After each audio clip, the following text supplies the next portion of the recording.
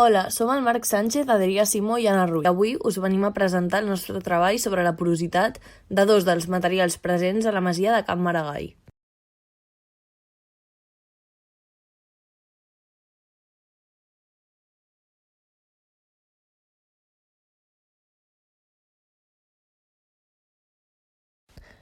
Can Maragall és una masia situada entre carretera d'Esplugues i el carrer del General Prim.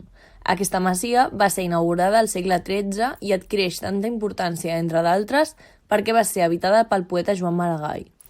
A nivell arquitectònic, destaca per ser un edifici cobert a dues aigües, per no tenir golfes ni graners i només tenir un cos central de dues plantes i baixos al qual, posteriorment, se li van afegir dos cossos laterals porticats.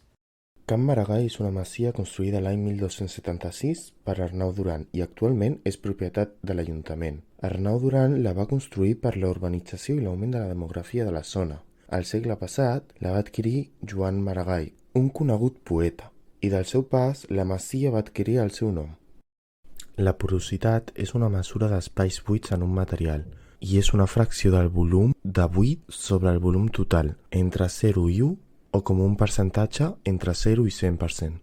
També és la capacitat d'un material d'absorbir líquids o gasos. La porositat té diferents propietats, molt útils a l'hora de construir. Per exemple, si un material és molt porós, la quantitat d'aire al seu interior és més gran, i com l'aire és un mal conductor tèrmic, l'aïllament tèrmic de la paret on s'apliqui aquest material serà millor. La façana de Can Maragall està feta principalment de pedra calcària, un material molt utilitzat a aquest tipus de masies i a la construcció més antiga en general.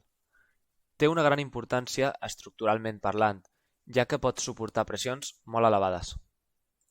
La pedra és un material d'extracció natural i no necessita gaires modificacions per utilitzar-la. A Can Maragall es veu clarament que les façanes estan fetes de pedra natural, tradicional de la zona. Té una gran rigidesa i durabilitat. En aquest cas, formen una part molt important a l'hora de transportar la càrrega de l'edifici al sòl. Les parets interiors de Can Maragall s'han construït amb maons, revestiment de guix i morter. Els maons són el material en el qual ens centrarem a l'hora d'estudiar la porositat de les parets interiors de Can Maragall, ja que, sota el nostre punt de vista, és el material amb més valor constructiu quan parlem de dites parets interiors. Els maons d'argila són aquells habitualment presents a les parets interiors dels edificis. Es caracteritzen per la seva forma rectangular, per ser econòmics i fàcils de treballar. Són de textura fina, densa i uniforme, de baixa conductivitat tèrmica, resistents i durs. Els maons estan compostos per sílice en un 50-60%, alumini en un 20-30%, cal en un 10% i altres substàncies com ara l'òxid de ferro i magnesi en petita proporció. La pedra de façana té una porositat total d'entre 5 i 50%. Sempre té una porositat oberta menor a la total. Té una conductivitat hidràulica d'entre 10 elevat a la menys 4 i 1.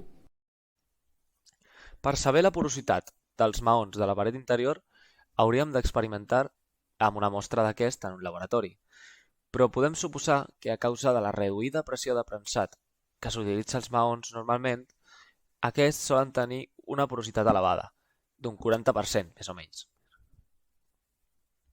La alta porositat de la pedra de la façana comporta molts avantatges, principalment la millora de l'aïllament tèrmic. L'edifici conté millor el calor i entra menys el fred de fora. També millora l'aïllament acústic, fent que no puguem escoltar tant el que passa a fora de l'edifici i que els de fora no escoltin el que passa a dins. Els desavantatges de construir amb pedra la façana de la masia és que la pedra, al ser porosa, deixa accedir fàcilment l'aigua de manera que genera molta humitat i, per consegüent, genera fluorescències, molsa i líquens, entre d'altres. Els avantatges principals de la porositat dels maons de les parets interiors són que permeten millorar l'aïllament tèrmic i acústic, que suporta la mateixa quantitat dels cicles de congelació que de descongelació i, per últim, entre d'altres, que té una absorció d'aigua de fins al 6%. Les desavantatges principals són la necessitat d'una mà d'obra capacitada i qualificada per la col·locació i modulació més petita i detallada, el alt desaprofitament i l'alta generació de residus i l'última, el pes, que encara que el maó sigui un material comúment utilitzat, és bastant pesat. Podria impregnar la pedra amb un protector penetrant hidrofòbic. La seva característica fonamental és que penetren sota la superfície de la pedra a través dels poros, però sense arribar a tapar-los, convertint-se en repel·lents d'altres contaminants. En cas de que l'aïllament tèrmic de les parets interiors no sigui suficient, podríem optar per la instal·lació de panels a la paret que després cobriríem amb plaques de guix o d'algun altre material, millorant així l'aïllament tèrmic i sonor. A partir de les dades recaptades sobre la porositat de dos dels materials de la masia proposada, podem concloure que una porositat elevada com la que hi ha pot comportar conseqüències com la filtració d'aigua i humitats. Si haguéssim de fer una rehabilitació, per exemple, probablement posaríem un protector penetrant hidrofòbic per solucionar el problema.